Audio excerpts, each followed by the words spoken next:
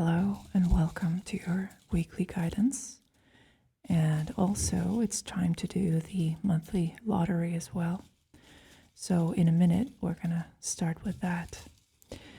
If you enjoy my videos, please make sure that you are subscribed, like this video, leave a comment, and if you'd like to support the channel, please visit my website and book a reading with me.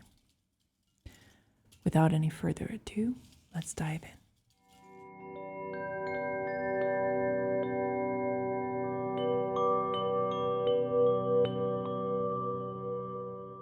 If you're new to this and you don't understand what I'm talking about, I have this lottery running at my website. You can sign up over there, or you can also use Patreon if you just want a simple entry. And whoever is pulled from the bowl each month receives a reading. So if you're interested in trying your luck and receiving some additional benefits, then this might be for you. So make sure to check out my website. And the recipient of this month's lottery reading is Chelsea. Congratulations, Chelsea.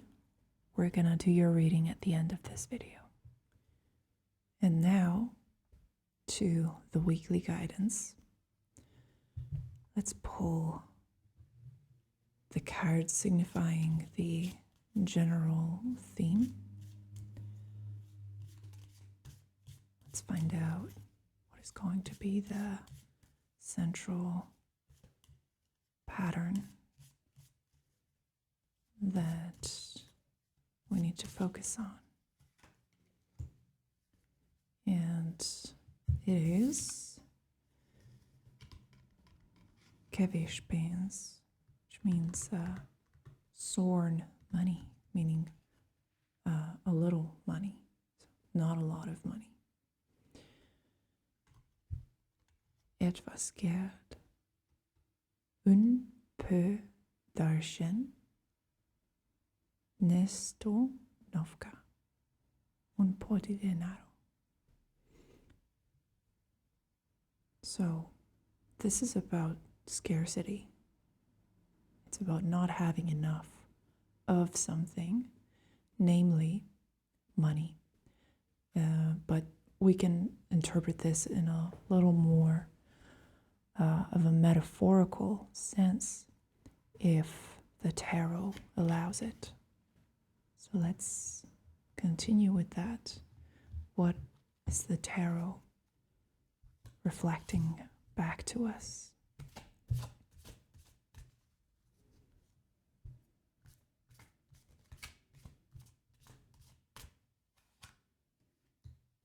So this is to specify what the message is. Okay, and here we have the Four of Swords.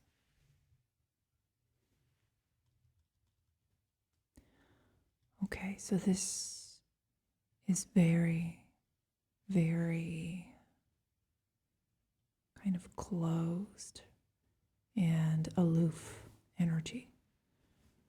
Just by looking at these two cards, I get the sense that the upcoming week is going to bring a little bit of frustration into our lives.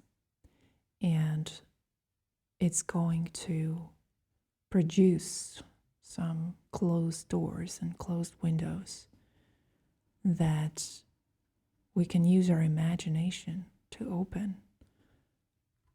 But the material world seems to be against us on some level. So money is one aspect of the meaning, or the spectrum of meaning that we can kind of connect this with. So money is a resource That's one way of looking at it.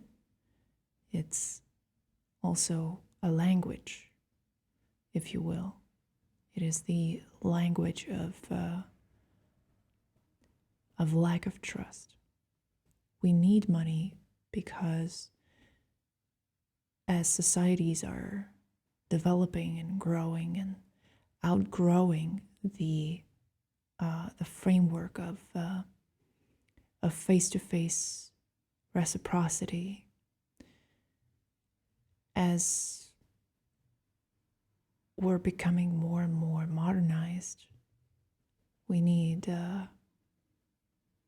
some sort of token in which we can put our trust, because trusting others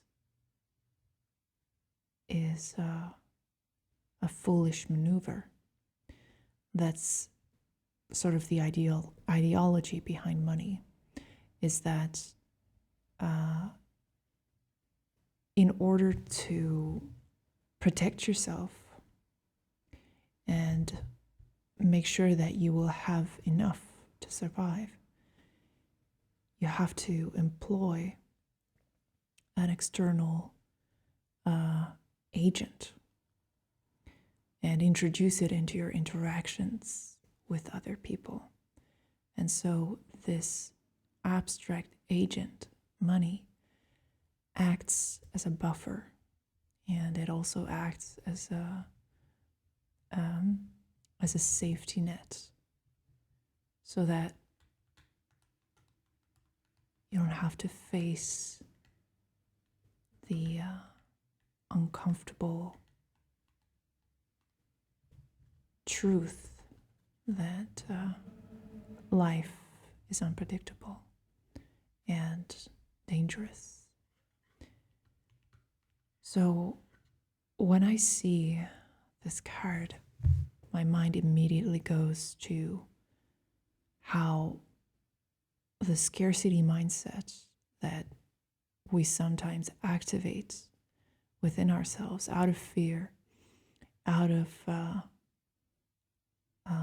lack of trust for others, how that has the potential to generate even more scarcity and even more adversity.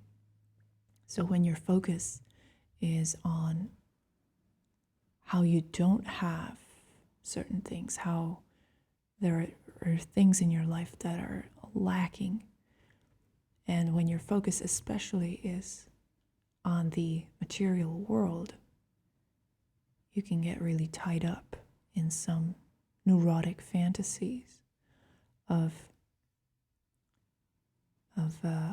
a catastrophe coming towards your way, your survival being at risk, and all that kind of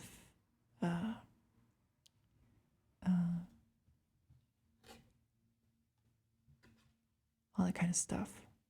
All those kinds of dark thoughts can start to fill up your mind. And so money is an example of where the scarcity can be felt. But there are many facets of life where you can find this type of thinking, even in relationships, human interactions, and love even can be reduced to a sort of resource. And you can have these sorts of insecurities around it. So we go into the week with this feeling of not having enough. And the tarot is reflecting with the Four of Swords. So this is the prism of reflection that the tarot has given us today. And so this is the Four of Swords, postponement, which in the traditional tarot, now I'm using the Osho Zen tarot deck, but in the traditional tarot, the Four of Swords is about ceasing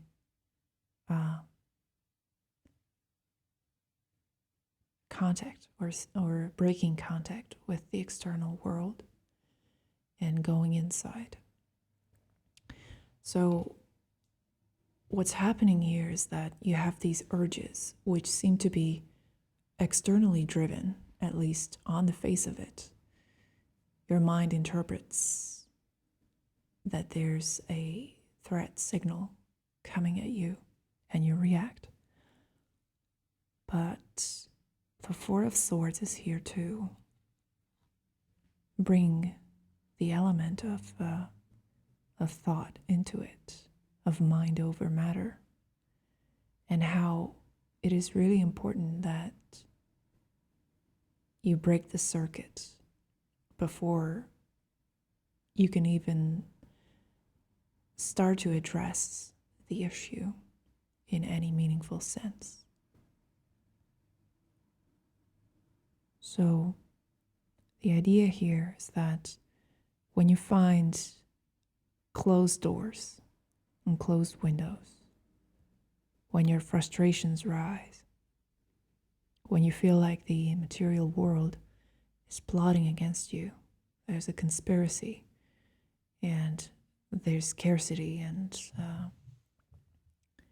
there's not enough to go around. Take a moment, step back, step inside of yourself, travel to the center of your consciousness instead of trying to put out small fires around you. Those fires can wait. It is crucially important that you connect with a certain way of thinking that is imaginative, that's creative, and that will allow for a better path forward. So what is emphasized here is that the way forward is not through matter this time. This is not a practical problem, although on the face of it, it may seem like it. It may parade or kind of showcase itself to seem like an urgent matter that you need to pay attention to and solve in the material space. But no, the Four of Swords is suggesting that it's better to retreat, withdraw into yourself, and reconsider and work from within. Don't try to fix anything that's external to you. It's not really possible. But you can imagine doors and windows opening, obstacles clearing. You can imagine relief and a lightness of being that comes natural to you because it's your birthright. You can use your cognitive flexibility to work with the problem virtually. Material intervention is not necessary right now.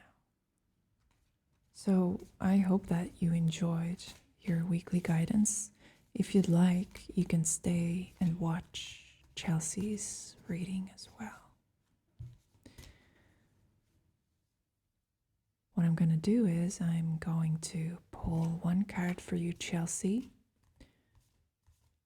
And this one card is going to ask you a question. So this is going to be a little bit of an unusual reading in the sense that it's not you asking a question, but it's the tarot asking you a question. And then we're going to try and answer it with the help of the cards. So here's your question.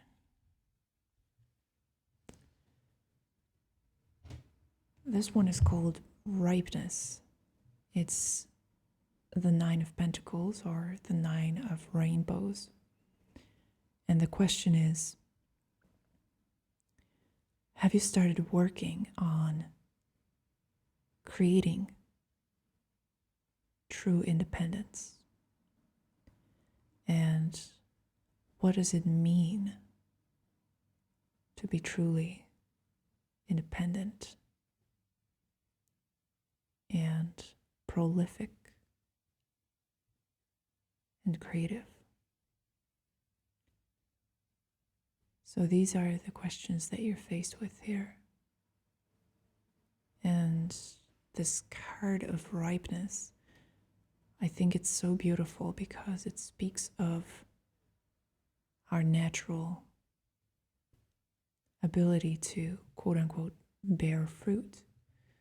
Meaning, if we're healthy and balanced, and if we have a way of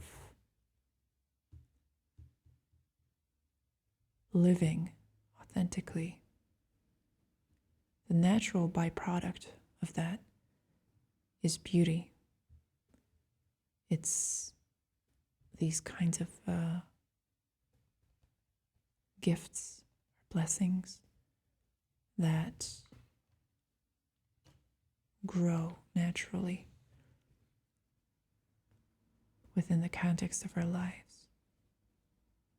And so this card is first and foremost a recognition of all those ways in which you've started this process. But it's also asking you where your empire is, or what your empire is. What is it that you are working on, that you are creating, that's so uniquely and personally connected to you, just like these fruit that are connected to the tree because they come from it. So what is the meaning of true independence? And in what ways have you started creating this in your own life? So let's start with the first question. And I would like you to think a little bit about that. In what ways are you working on this thing? This self-reliance, this independence. And the cards are going to reflect on the process.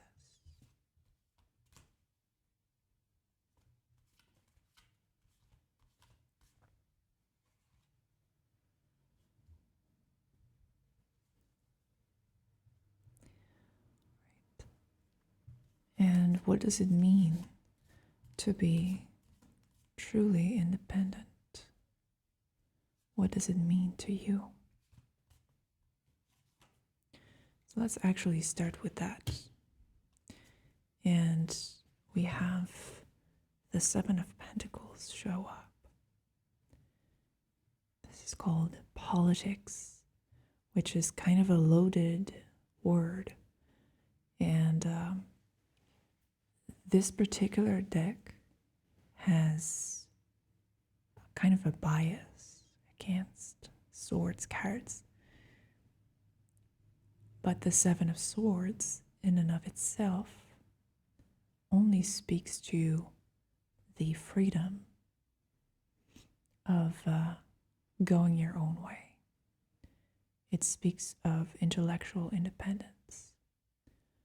So in your case, what's the most important aspect of independence is the ability to say no, the ability to turn your back on certain individuals or entities or groups and even projects that do not deserve your energy. And with the Seven of Swords, we have an interesting philosophy behind it, because it says that it's better to betray authentically than to follow inauthentically. I don't know if that makes sense. Let me try to rephrase it. The idea with the Seven of Swords is that you are your own person, you are your own being, and you are a being that has many facets, many identities, and many masks. And so dishonesty, which arguably is a predominantly human trait, dishonesty is a part of the picture. It's a legitimate tool or strategy that we are required to use in society on a daily basis. And since we're already using it, in certain cases you have to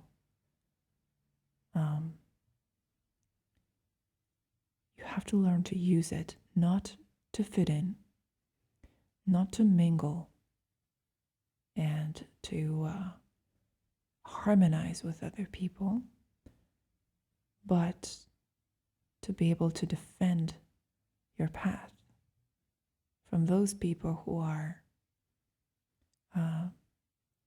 perhaps less understanding of your reasons.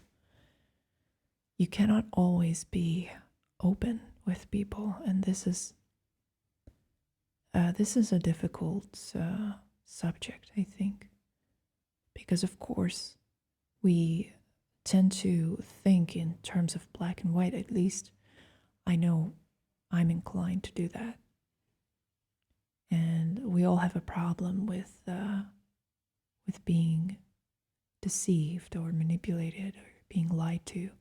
We don't particularly like it when it happens. But the truth is, and this is where the tarot is adamant, true freedom sometimes requires that you use this tool to protect yourself and to protect your path. True independence means that you owe no explanation or not even loyalty to certain people. You don't have to show yourself to everyone. You are under no obligation to take the mask off, is what this is saying. So, true independence involves the freedom and the ability to do that when that's necessary. And I can see that there really is some contentious, conflict-ridden energies are released here, because we have the Knight of Swords showing up as well to illustrate your path towards this Nine of Pentacles, independence, this empire that you're attempting to build. And the Knight of Swords is saying, that it is possible for you to separate. I feel like in your case, independence is a battle.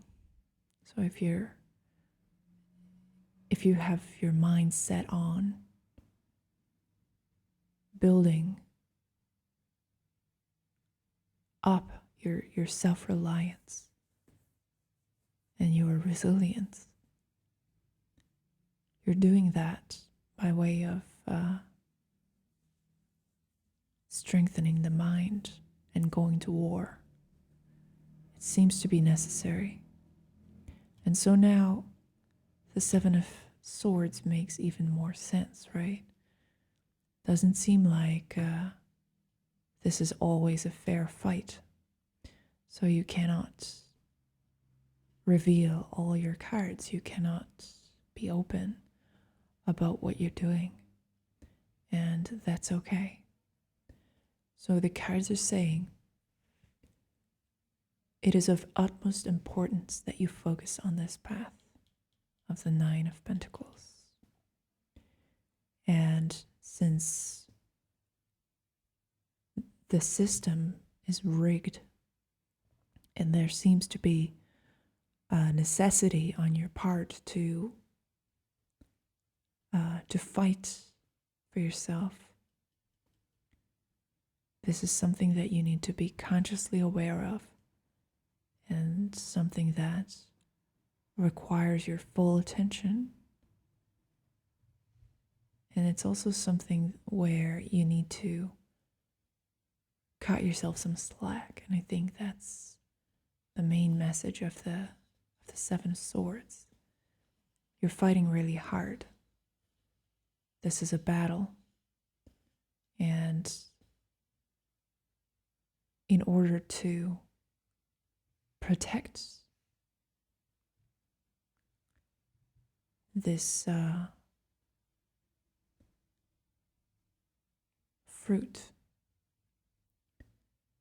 or your ability to bear fruit, metaphorically speaking, you have to stand up and you have to fight with any tools or any weapons that are at your disposal. And it's better to go the non-violent route. That's also the message of the Seven of Swords here. To use covert tactics rather than being confrontational, like the Knight of Swords has been. So I hope that you enjoy this reading, Chelsea, and to everybody else who decided to stay with us, thanks for watching as well. Make sure to subscribe, like this video, leave some comments, and if you're interested in getting a personal reading with me, feel free to reach out to me by my email address, and you can also check out the website and book your reading there. See you next time. Bye-bye.